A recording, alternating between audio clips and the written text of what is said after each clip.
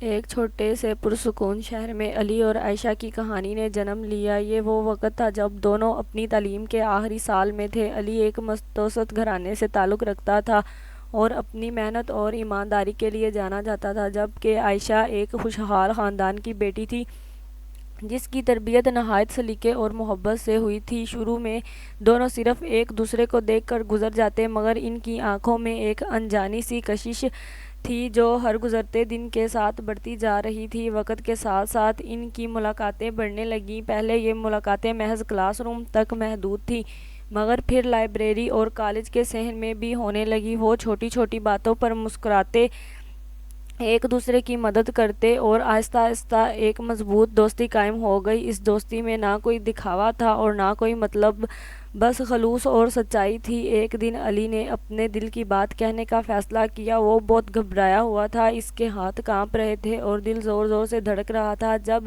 اس نے عائشہ کے سامنے اپنی محبت کا اظہار کیا تو لمحہ بھر کے لیے خاموشی چھا گئی۔ عائشہ نے نظریں جھکا کر مسکرایا اور آہستہ سے کہا کہ وہ بھی یہی چاہتی ہے۔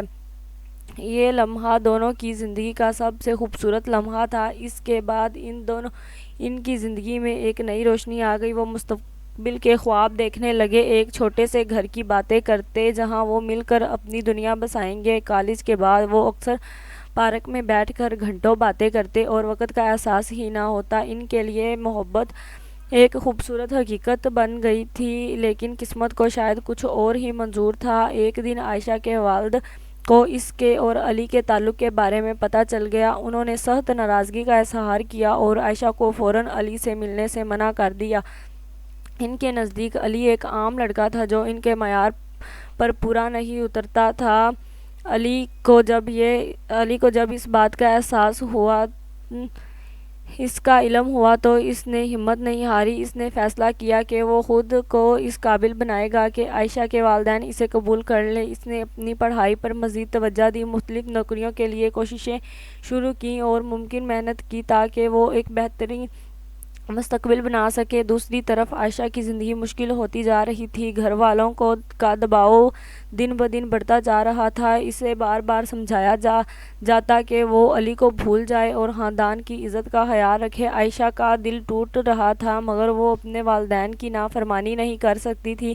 ایک دن عائشہ نے علی سے آخری ملاقات کی۔ اس کی آنکھوں میں آنسو تھے اور آواز کانپ رہی تھی۔ اس نے علی کو بتایا کہ اس کے گھر والوں نے اس کی شادی طے کر دی ہے اور وہ ان کے فیصلے کے خلاف نہیں جا سکتی۔ علی خاموشی سے سنتا رہا، اس کے دل میں طوفان اٹھا تھا، مگر اس نے اپنے جذبات قابو میں رکھے۔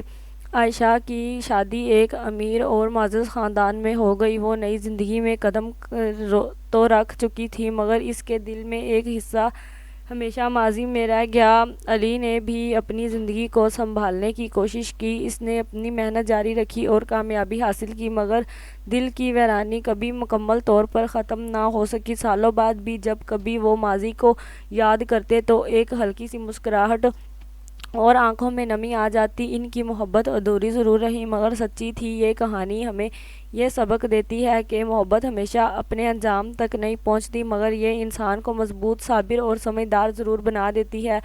کبھی کبھی محبت کا اصل حسن اس کی قربانی میں ہوتا ہے اور یہی اس کا انجام ہے۔